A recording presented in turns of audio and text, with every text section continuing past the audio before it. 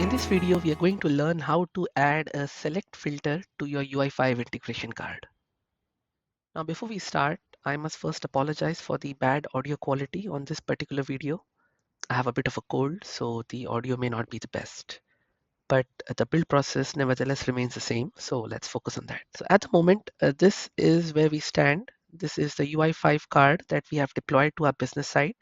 It is a card of type list, and it retrieves invoice data from the Northwind OData service. There is a numeric header that we have built in, and it displays KPIs that are dynamically determined. We have also added in a search filter, and this search filter allows us to filter down our content items based on the product name. So in the content, we have a field called product name, and by using this particular search filter, I can filter down my content items.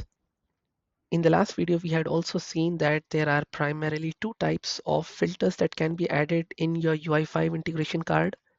The first is the search filter.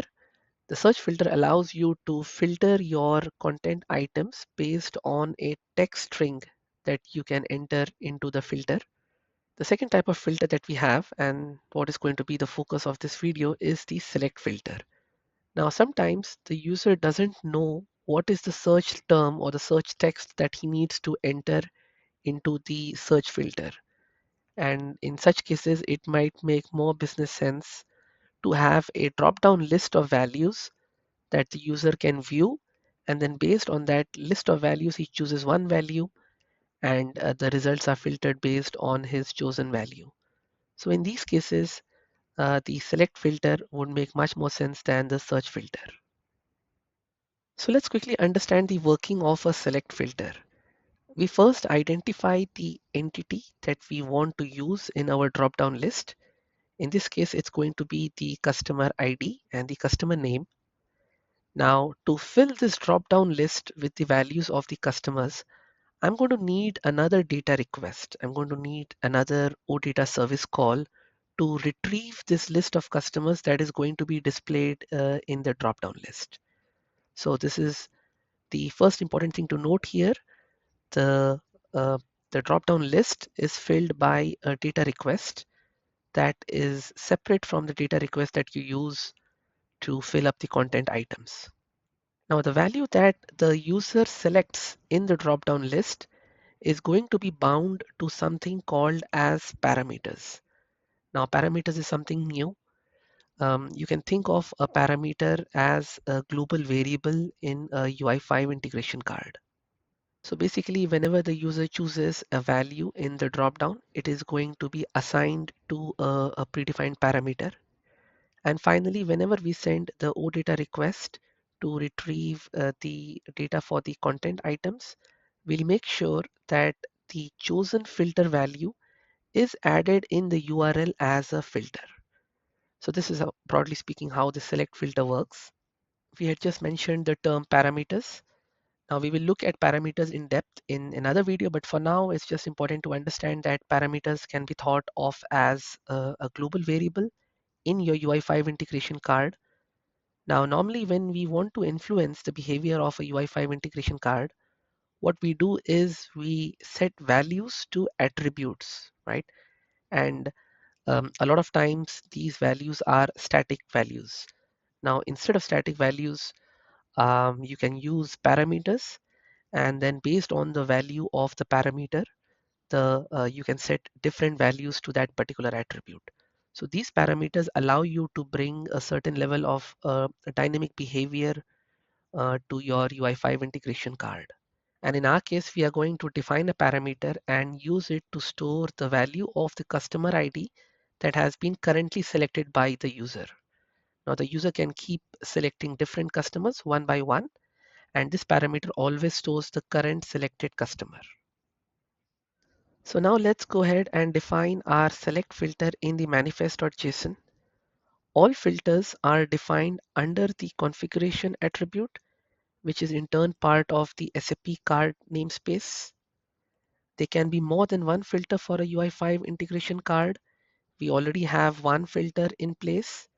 This is called as the search product, and it is a filter of type search. it is based on the product name, but the select filter that we are now going to define is going to be based on the customer ID. A select filter is first of all going to have a name, and let's call it search customer ID. Let's put in the type, which is in this case going to be select. And you can already see that there is a dropdown that has been created over here. The next thing that we are going to look at is the value. Now we had mentioned this before. The value that the user selects in the dropdown is going to be bound to a parameter. This parameter is not yet defined in our card. So let's go ahead and do that. Parameters are defined under the configuration attribute. So we say parameters. Now we'll specify the name of the parameter. Now be careful when you choose the name of a parameter. Make sure it reflects the purpose for which it is being created. So I'll name my parameter as selected customer ID.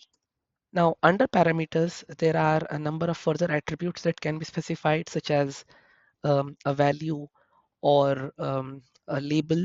But for now, we'll just stick to just the parameter ID because effectively that's all what we need. So now that the parameter has been defined, I'll go ahead and bind its value to the filter. So under filter, we have, let's continue where we left off. We were trying to specify value. We will bind value of the filter to the parameter that we just defined. And we do that by saying parameters, then the greater than symbol and the slash, the name of the parameter, which is selected customer ID, and then value. And then we close it off. So now the value, whatever has been chosen in this particular select filter, will always be bound to this particular parameter. We also learned that in order to fill this drop down, this select filter with values, we are going to need a new data request. And let's add that data request in as part of this filter. So within this filter definition itself, let's say data, and then the request that we are going to send. And within the request, of course, you're going to have the URL. And now let's go ahead and specify the URL like we did for the earlier cases. At first, we'll of course need the name of the destination that has already been set up. Now, if you recall, this destination was set up earlier as part of the configuration attribute here, Northwind. And then the remaining part of the URL. So now the framework knows what is the data request needed in order to populate this particular select filter. We can, of course, not yet see the data over here because the framework doesn't know. So it knows the data request, but it doesn't know which field from this data request has to be specified in the select filter. So for that, there's another attribute that we need to specify, which is going to be called as the item. The first thing that we have to do is specify in the OData response, what is the path where the results are going to be present or the actual response is going to be. And that is going to be /t/results. The next thing is we will have to specify how the template or what the item template is. So when you open the drop down, you see the items and what columns or what fields from the OData response are going to be part of that particular drop down. So that is what we are going to define in template. The first thing that we are going to specify here is the key. Now the key is the actual value that is selected by the user, and this is going to be the column called as customer ID. And then we have the title.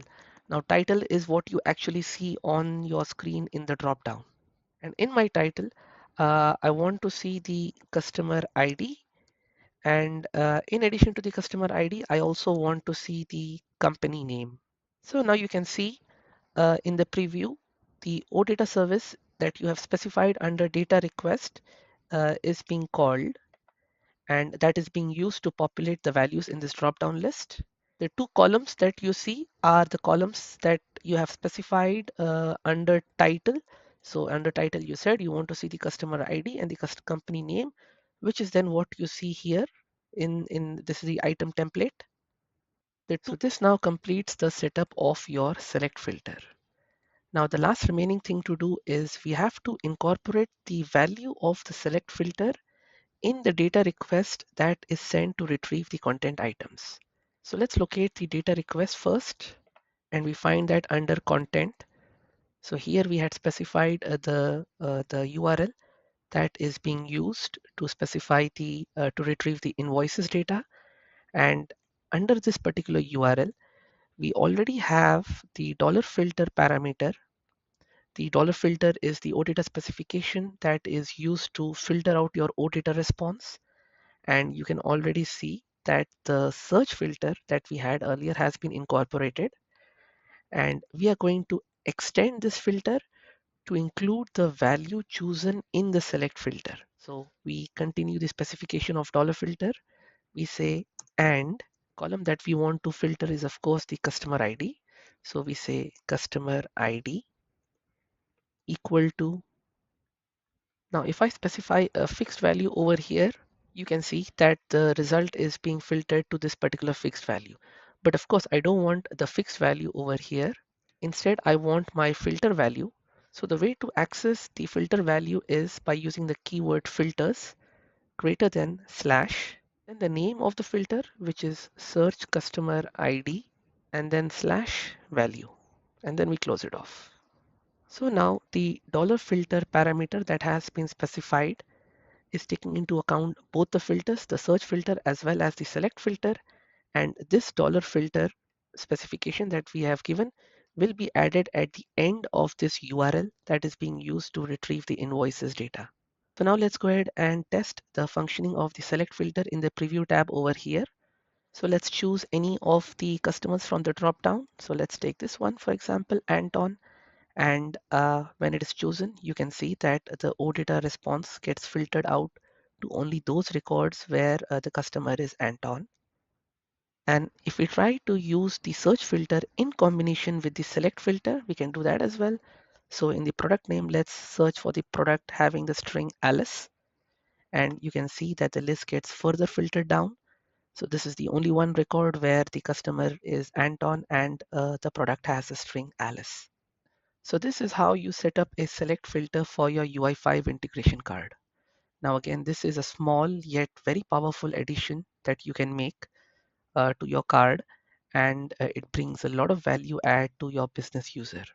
If you found the content of this video useful, please do consider subscribing to the channel or dropping a like for this video. In the next video, we'll continue exploring the fascinating topic of UI5 integration cards. So until next time, take care and goodbye.